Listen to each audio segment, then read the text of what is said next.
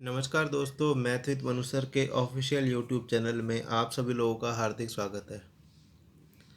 देखिए दोस्तों, जैसा कि हमारी बात हो चुकी है कि आपसे ये कहा गया था कि अगर आपको कोई सवाल समझ में नहीं आता है तो आप कमेंट बॉक्स में लिख दीजिएगा।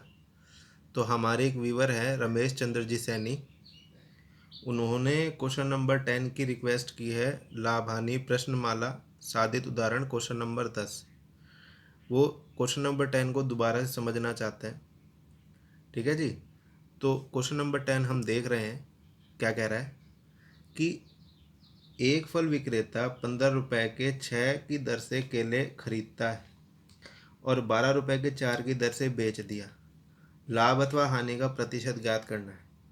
तो सबसे पहले हम इसके बेसिक को थोड़ा सा समझने की कोशिश करते हैं कि इसका बेसिक किस तरीके से काम करेगा। जैसे मान लीजिए कि आपने 1 केजी केले खरीदे, ठीक है, या 1 दर्जन केले खरीदे, हम ये समझते हैं। 1 दर्जन केले यानी कि 12 केले। ठीक है जी। अभी हम क्वेश्चन हल नहीं कर रहे हैं, अभी हम सिर्फ इसके लिए एक एग्जाम्पल सेट कर रहे हैं अलग से। 12 केले खरीदे आपने, 12 केले खरीदे आपने 20 रुपए के। ठीक है जी। अगर मैं आपको ये कहूँ कि ये 12 केले आप बेच दो 25 रुपए के, ये तो आ गया आपका क्रय मूल्य यहाँ पे। और 12 केले आपने बेचे हैं, अब ये विक्रय मूल्य आ जाएगा, क्योंकि बेचोगे तो विक्रय मूल्य आएगा। विक्रय मूल्य 12 केले आप बेचो अगर 25 रुपए में, तो आप कहोगे सर 12 केले ही तो मैं खरीद के लाया और खरीदने के बाद में 12 केले मैंने 25 में बेच दिए। तो 20 रुपए की चीज़ अगर 25 रुपए में बेच दी तो आपको कितने का लाभ होगा? 5 रुपए का।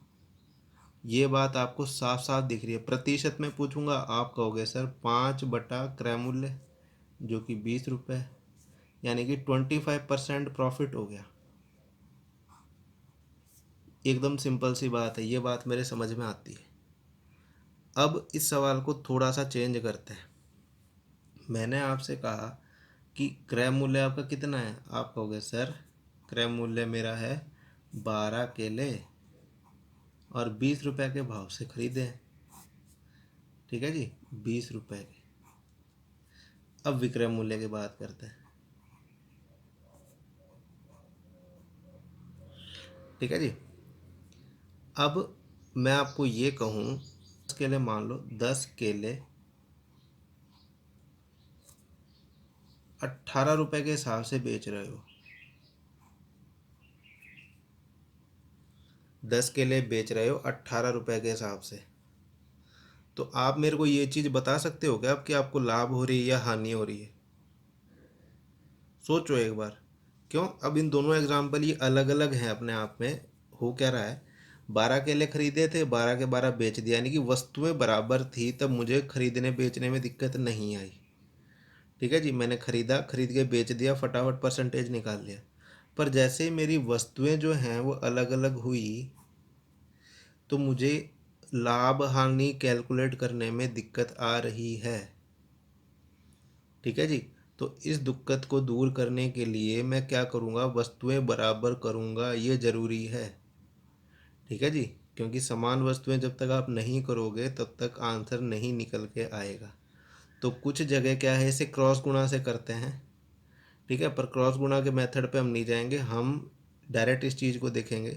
तो देखो, परसेंटेज की बात करते हैं, ये तो हो जाएगा 12 से 5 बार। वस्तुएं बराबर कैसे भी कर लो, 12 से 5 बार। और इसे 10 से 6 बार। तो 12 × 5 = 60, 10 × 6 = 60। तो इसे 5 से तो इसे भी 5 से, और इसे 6 से तो इसे भी 6 से। ठीक है जी। 20 × 5 = 100।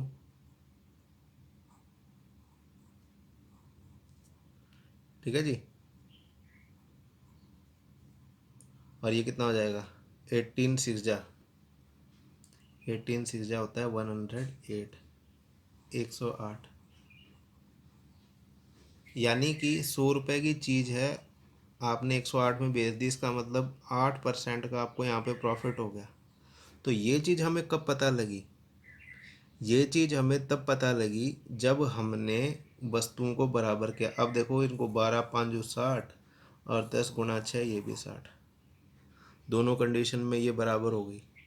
ठीक है जी। तो अब सवाल क्या था आपका? अब सवाल समझ लेते हैं दोबारा से। देखिए दोस्तों, क्वेश्चन हमारे सामने है। तो देखो, क्रय मूल्य कितना है आपके पास में? 15 के 6 की दर से केले खरीदे, यानी कि क्रय मूल्य हमारे सामने है, 6 वस्तुएं खरीदी हैं 15 रुपए की। विक्रय मूल्य कितना हो जाएगा? विक्रय मूल्य के लिए कह रहा है कि 12 की दर से 4 बेची, यानी कि 4 वस्तुएं बेची हैं 12 रुपए के हिसाब से। अब कॉन्सेप्ट क्लियर है हमारे सामने कि दोनों तरफ वस्तुएं बराबर करनी है। तो आप, जैसे मैंने पिछले पिछले टाइम क्या किया था कि इसको किया था मैंने, किससे से कितने से गुणा? 6 दूना 12 और 4 तिया 12। मत करो आप, इसको लिखो 4 से और इसको लिख दो आप 6 से।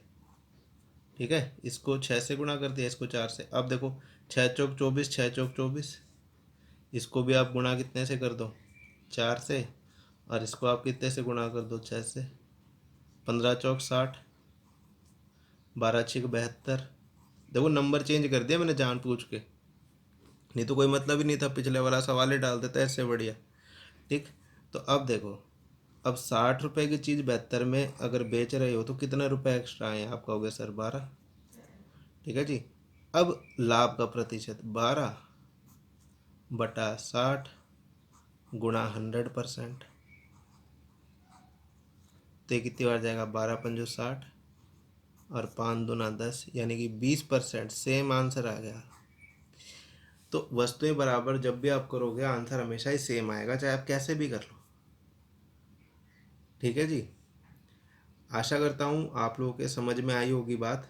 नहीं समझ में आई, आप दोबारा कमेंट सेक्शन में इस चीज़ को लिखो कि नहीं समझ में आई, तो मैं इससे भी ज़्यादा डिटेल और इससे भी ज़्यादा एग्जांपल लेके समझाने की कोशिश करूँगा दोस्तों। जब तक नहीं समझ में आया, बार बार पिंग करो उसके ऊपर कि नहीं समझ में आया सर, तो मैं पूरी कोशिश करूँगा समझाने की। ठीक है जी, क्योंकि हमारा उद्देश्य ये है कि ज़्यादा से ज़्यादा हम पढ़ाई कर सकें और ज़्यादा से ज़्यादा लाभ ले सकें। ठीक है जी। तो इसी तरीके से आप क्वेश्चन पूछते रहिए। अच्छा लगा आपने क्वेश्चन पूछा। बाकी के क्वेश्चंस जो हैं हम नेक्स्ट वीडियो में देखते हैं। तब तक के लिए धन्यवाद दोस्तों।